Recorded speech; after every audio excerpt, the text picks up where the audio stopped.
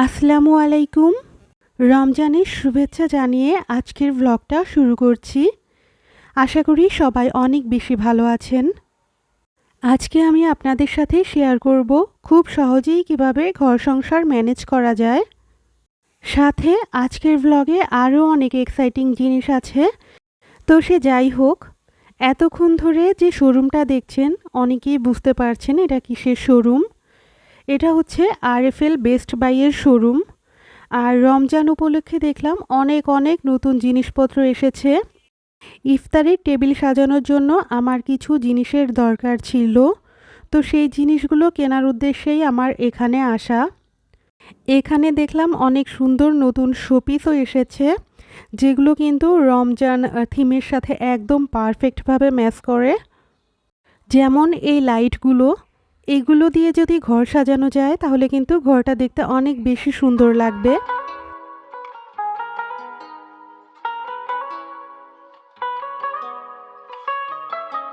RFL থেকে কি কি জিনিস কিনেছি সেটা এখন আপনাদের সাথে শেয়ার করছি। প্রথমেই একটা ক্যান্ডেল দেখতে পেলেন। আমি আজকে একটা রমজান উপলক্ষে ক্রাফট আইটেম বানাবো, তো সেটার জন্য এই ক্যান্ডেলটা প্রয়োজন ছিল, তাই ওটা নিয়েছি। আর ইফতারির টেবিল সাজানোর জন্য এরকম প্লেট নিয়েছি।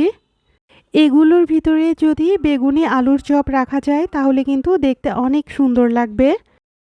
টেবিলে যে শুধু ভর্তি করে খাবার রাখতে হবে বিষয়টা তেমন না, টেবিল সাজানোর সাথে সাথে খাবার সাজানোটাও জরুরি। তো সুন্দর সুন্দর প্লেট পার্টিতে যদি খাবার দাবার সুন্দর করে রাখা যায় তাহলে কিন্তু টেবিলটা দেখতে যেমন সুন্দর লাগে, তেমনি খাবার খেতেও কিন্তু মনের ভিতরে একটা প্রশান্তি আসে। যেমন আমি উদাহরণ হিসেবে রেস্টুরেন্টের উদাহরণটা দিতে পারি। রেস্টুরেন্টের খাবার যেমন সুন্দর হয়, ওরা কিন্তু খুব সুন্দর করে ডেকোরেশনও করে, যার কারণে সব মিলিয়ে কিন্তু পরিবেশটা অনেক সুন্দর হয়ে ওঠে।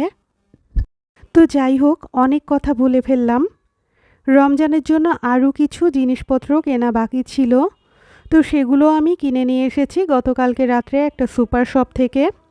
গত ব্লগটাতেও রমজানের বাজার দেখিয়েছিলাম, আর আজকের ব্লগে যে অংশটা দেখালাম সেটা হচ্ছে সেই বাজারেরই বাকি অংশ, যেগুলো করা বাকি ছিল আর কি। তো এগুলোকেও গুছিয়ে রাখবো। মেয়েদের কিন্তু সংসারে কাজের কোনো অভাব নেই, তো কিছু কাজ হচ্ছে যদি একসাথে গুছিয়ে করে রাখা যায় তাহলে কিন্তু পরবর্তীতে সময়টা অনেক বাঁচে। তো সেই চিন্তা করেই এই যে বেসন, এই বেসনটা কিন্তু আমরা একদম মেশিনে ভাঙিয়ে নিয়ে এসেছি। ওটাকে এখন চেলে নিলাম, চেলে আমি সুন্দর করে এখন বক্সে করে রেখে দিব। তো এরকম করে দুইটা আমার জার হয়েছে বেসনের। আরও কিছু অংশ বাকি ছিল, সেগুলো দিয়ে এখন আমি হচ্ছে বেসনের মিক্স বানিয়ে নিব।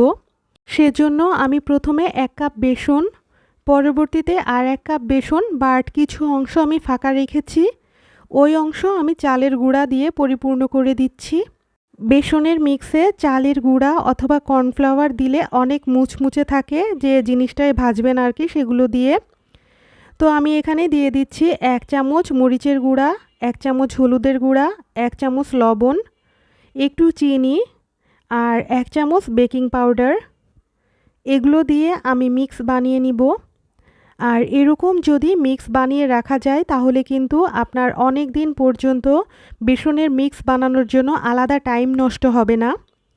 এটা জাস্ট যখন আপনি ভাজবেন একটু তেল দিয়ে পানি দিয়ে এটাকে বেসনের গোলা বানিয়ে নিয়ে এর ভিতরে বেগুনি অথবা আলুর চপ যে কোনো জিনিস কিন্তু আপনারা ভেজে নিতে পারবেন।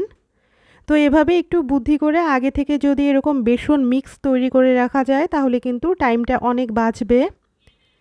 আর এটার গায়ে আমি এখন হচ্ছে লেভেল একটা স্টিকার লাগিয়ে এটাতে লিখে দিলাম যে এটা বেসন মিক্স। তো যে কেউ কিন্তু এখন দেখে বুঝতে পারবে যে এটার ভিতরে বেসনের মিক্স আছে। এবার হচ্ছে আমি যেটা বানাবো সেটা হচ্ছে চিলি ফ্লেক্স। চিলি ফ্লেক্সটা কিন্তু রমজান মাসে অনেক বেশি কাজে লাগে, আর বাজারে যদি এটা কিনতে যান তাহলে কিন্তু অনেক বেশি টাকা খরচ করা লাগে। তো যার কারণে এটা কিন্তু খুব সহজেই বাসায় বানিয়ে নেওয়া যায়। তো আমি সেজন্য এটা বাসায় বানিয়ে নিচ্ছি।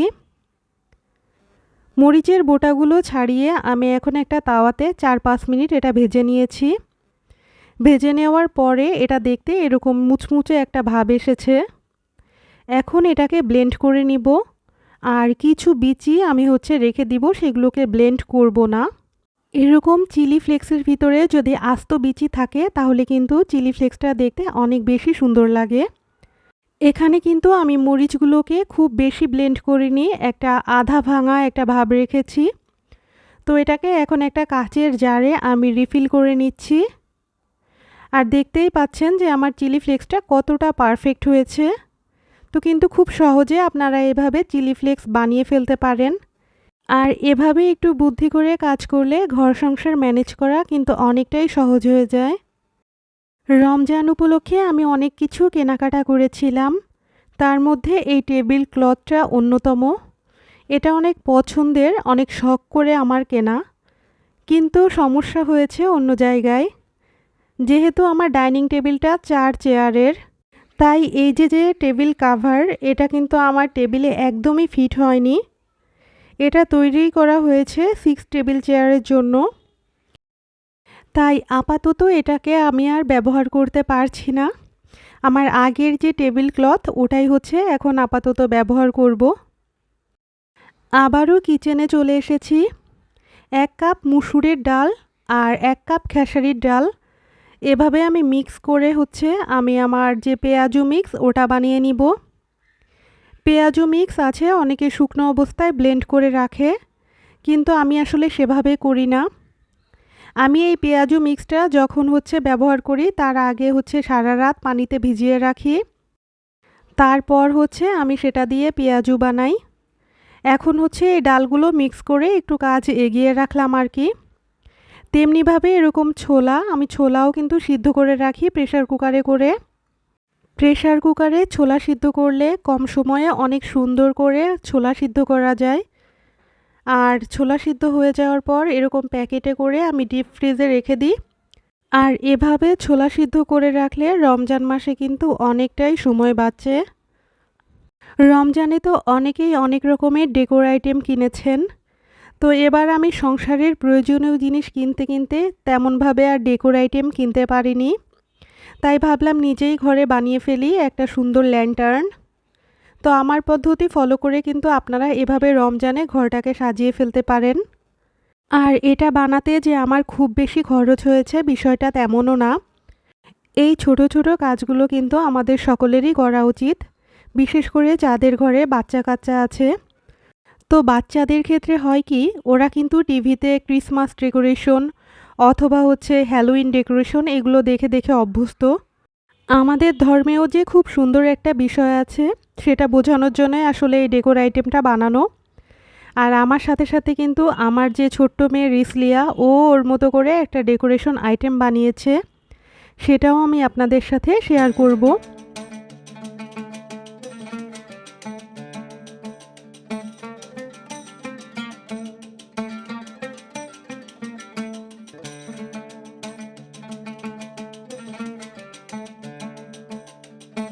চারিদিকে ওয়ালপেপার দিয়ে কিন্তু আমি এটাকে কাভার করে নিয়েছি। কিন্তু যেটা দেখলাম এই ওয়ালপেপারের যে আঠা ওটা অনেক কম, বারবার উঠে উঠে আসছিল। হট গ্লু গান দিয়ে আমি সেটাকে ফিক্স করে নিয়েছি। এখন অনেকেই হয়তো জানতে চাইতে পারেন আমি এই ওয়াল স্টিকারগুলো কোথা থেকে নিয়েছি। আমি কিন্তু আগেই আপনাদেরকে দেখিয়েছিলাম যে আমি মিস্টার ডিআইওয়াই থেকে এই ওয়াল স্টিকারটা নিয়েছি। আপনাদের সাথে তো খুব সহজেই জিনিসটা আমি শেয়ার করে ফেলেছি, কিন্তু বানাতে কিন্তু আমার অনেকটাই বেশি সময় লেগেছিল, প্রায় 2-3 ঘন্টা মতো লেগেছে এটা বানাতে। তার ভিতরে এরকম আমি একটা এখন ল্যাম্প দিয়ে দিলাম যে দেখি কেমন লাগে। ক্যান্ডেল তো কিনেছি এটার জন্য। আর আমার দেখা দেখি রিসলিয়া হচ্ছে এই জিনিসটা বানিয়েছে। তো ঘরের ভিতরে এটা ডেকোর করার পর অনেক বেশি সুন্দর লাগছিল। আগে থেকে মেরিনেট করা চিকেন, যেটা হচ্ছে আমি রমজানের জন্য রেখেছিলাম বানিয়ে, ওটা দিয়ে চিকেন ফ্রাই বানিয়ে নিলাম। তো চিকেন ফ্রাই বানানোর জন্য আগে থেকে যদি মেরিনেট করে ওটা ফ্রোজেন করে রাখা যায়, পরে কিন্তু ঝটপট করে এরকম চিকেন ফ্রাই অথবা যে কোনো নাস্তা আইটেম বানিয়ে নেওয়া যায়। আর এই পদ্ধতিতেই কিন্তু আমি খুব ঝটপট সমস্ত নাস্তা বানিয়ে ফেলতে পারি। এখন আপনাদের সাথে খুব ইন্টারেস্টিং একটা জিনিস শেয়ার করতে চলেছি। বাজারে একটা নতুন আলু ভর্তা মিক্স বের হয়েছে যার নাম হচ্ছে আলুস। ওটার ভিতরে লবণ, এই যে সরিষার তেল, আলু, ভাজা মরিচ, ভাজা পেঁয়াজ সব কিছু সুন্দর করে দেওয়া আছে। আর যে পানি দেওয়ার জন্য কতটুকু পানি দিতে হবে সেটারও মেজারমেন্ট দেওয়া আছে। হাতে পরার জন্য এই গ্লোভসটাও দিয়ে দিয়েছে। আর এইখানে সমস্ত ইনস্ট্রাকশন দেওয়া আছে যে কিভাবে আলু ভর্তাটা বানাতে হবে। তো জীবন কিন্তু মানুষের অনেক বেশি সহজ হয়ে গিয়েছে। নতুন ভাইরাল জিনিসটা দিয়ে রিসলিয়ার পাপা এখানে আলু ভর্তা বানিয়ে দিচ্ছে। আলুর ম্যাশ, আলুর গুঁড়া।